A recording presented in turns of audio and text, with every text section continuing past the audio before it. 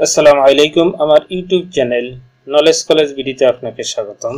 আপনি যদি আমার চ্যানেলকে সাবস্ক্রাইব না করে থাকেন তাহলে এই সাবস্ক্রাইব বাটনে ক্লিক করে আমার চ্যানেলকে সাবস্ক্রাইব করুন এবং বিসিএস এক্সাম প্রিপারেশন নেওয়ার জন্য আমার চ্যানেল থেকে BCS Bangla, BCS English playlist থেকে ভিডিওগুলো দেখতে পারেন। বিসিএস বাংলা প্লেলিস্টে বাংলা সাহিত্যের উপর ছন্দ পাবেন এবং বিসিএস ইংলিশ প্লেলিস্টে বিসিএস সিলেবাসভুক্ত ইংলিশ গ্রামারগুলো পাবেন।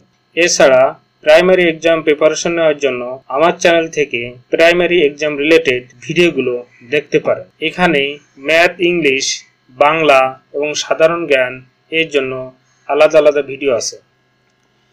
এই ভিডিওতে 43তম বিসিএস পরীক্ষা 2020 এর সার্কুলার দেখব। এটা প্রকাশ পেয়েছে 30/11/2020।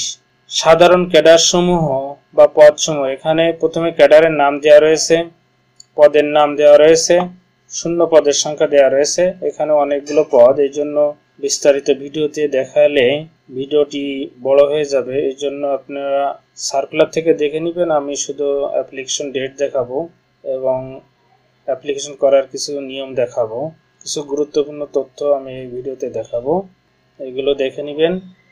অনলাইনে 43তম বিসিএস পরীক্ষা 2020 এর আবেদনপত্র পূরণ এবং ফি জমাদানের সময়। আবেদনপত্র পূরণ ও ফি জমাদানের শুরুর তারিখ 30/12/2020 সকাল 10টা। আবেদন জমাদানের শেষ তারিখ 31/1/2021 তারিখ সকাল 6টা।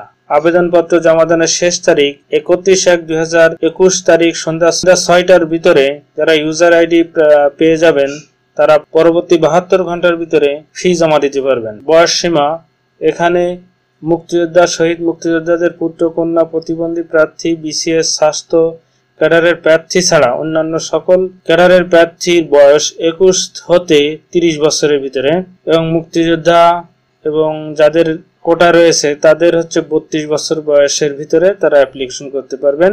আরো কিছু নিয়ম এখানে দেওয়া রয়েছে। অনলাইনে আবেদনপত্র পূরণ, প্রার্থীকে টেলিটক বিডি লিমিটেড এর ওয়েব অ্যাড্রেস এখানে যেতে হবে অথবা বাংলাদেশ সরকারি কর্ম কমিশনের ওয়েব অ্যাড্রেস এখানে যে অনলাইনে আবেদনপত্র পূরণ করতে হবে। এই দুইটি লিংক আমার নিচে ডিসক্রিপশন বক্সে দিয়ে দিব, ওখান থেকে আপনারা সরাসরি চলে যেতে পারবেন এই ওয়েব অ্যাড্রেসে। টাকা জমা দান, টেলিটক প্রিপেইড মোবাইলের মাধ্যমে SMS এর মাধ্যমে 700 টাকা ফি জমা দিতে হবে। তবে ক্ষুদ্র নৃগোষ্ঠীভুক্ত প্রার্থী, প্রতিবন্ধী এবং তৃতীয় লিঙ্গের প্রার্থী পরীক্ষার ফি বাবদ 100 টাকা জমা দিতে হবে। ফি জমাদানের পদ্ধতি, এখানে প্রথমে একটা SMS পাঠাতে হবে ইউজার আইডি সহকারে, একটা রিপ্লাই আসবে, তারপরে দ্বিতীয় SMS দিতে হবে। দ্বিতীয় SMS দেওয়ার পরে একটা কংগ্রাচুলেশন একটা রিপ্লাই আসবে, এর মাধ্যমে আপনার আবেদন কমপ্লিট হবে। আরো কিছু নিয়ম এখানে দেওয়া আছে, এটা দেখে নেবেন। ওয়েব অ্যাড্রেস যেটা দেওয়া রয়েছে ওখানে যে আপনি সার্কুলারটা পাবেন, ওখান থেকে আপনি সার্কুলারের বিস্তারিত দেখে নেবেন। এই ভিডিও এই পর্যন্ত। ভিডিওটি সম্পূর্ণ দেখার জন্য আপনাকে ধন্যবাদ। আসসালামু আলাইকুম ওয়া রাহমাতুল্লাহি ওয়া বারাকাতুহু।